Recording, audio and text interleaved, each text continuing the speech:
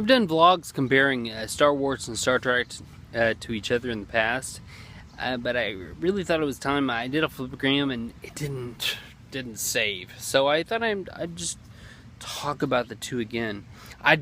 To start out, I don't think the two should be compared. It's two separate genres. You've got science fiction and fantasy. I don't think the two should be compared, but I know they are compared by geeks and non-geeks alike. People ask which one's better, Star Wars or Star Trek. I don't think you can really compare the two and say one's better than the other. Although I do like Star Trek more. It's not because it's better than the other. That's just my opinion. I like Star Trek more. The two are very different, I think, because it's science fiction and fantasy. I have three main criteria for separating the two into two separate genres. And I want to talk about that criteria, but also this SF thing, that just drives me crazy. I used to go into bookstores all the time. They don't have as many bookstores as they used to. Now it's just like for your entertainment or something. I guess people are more illiterate in the 21st century than they were in the 20th. So there aren't as many books, but you'd see the SF section. You see Star Wars and Star Trek side by side. I would grit my teeth a little bit. When people ask me, what's your favorite kind of movie, and I say science fiction, I said, do you like Yoda? I'm like, I just smile and nod and say, yeah, I do like Yoda. Which is true, I like Yoda, but Yoda's Star Wars, and Star Wars I don't believe is science fiction. But I usually don't take that opportunity to ream the person like I should, because science fiction and fantasy are two separate things. Here are my main criteria. Science fiction has definite time, definite location, and everything's scientifically explained. There's explanations. Fantasy does not have a definite timeline. It doesn't have a link to our timeline. It's separate timeline, separate place. The place is not definite. I mean, it's defined in the story usually, but it doesn't relate at all to what we see as real. It doesn't relate to Earth.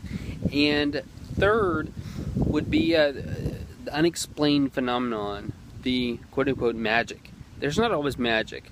In Star Wars, there's not per se magic. It's the Force. It's good and bad. I've heard a lot of comparisons between the Force being like God versus Satan, the yin yang. There's a belief system there in Star Wars that there's not in Star Trek. You place a lot on faith. In Star Trek, to oppose that criteria, everything has to have an explanation. Now, I'm not as big of a Trekkie as some people, and I heard the preferred term is Trekker, but I like Trekkie better. I think it sounds cool.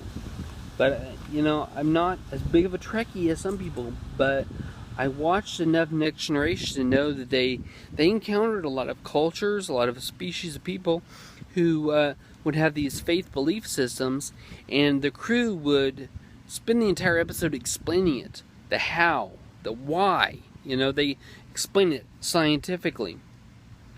So I think that even though I list that my third criteria being science versus magic, versus the unexplained versus the explained, basically unexplained, not magic per se.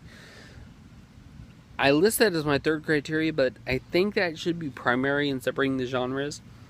There's another genre that I was talking to my daughter this morning, and it's realistic fantasy, because it satisfies the science fiction, the first two criteria that have definite time, definite place, but it's got magic. Like Harry Potter. It's a mixed genre. That's another vlog altogether. This vlog, Star Trek versus Star Wars. Okay, definite time, definite place. Look at the opening sequence of the first Star Wars movie, A New Hope, released a long time ago. Re-release. I fell asleep during the re-release, which is really crazy. But a long time ago in a galaxy far, far away. It's been satirized many times. You see the from a different place, a galaxy far, far away. There is no definite time, no definite place. It does not have a link to our timeline or a link to Earth at all. I'm sure there are some people who are more geeky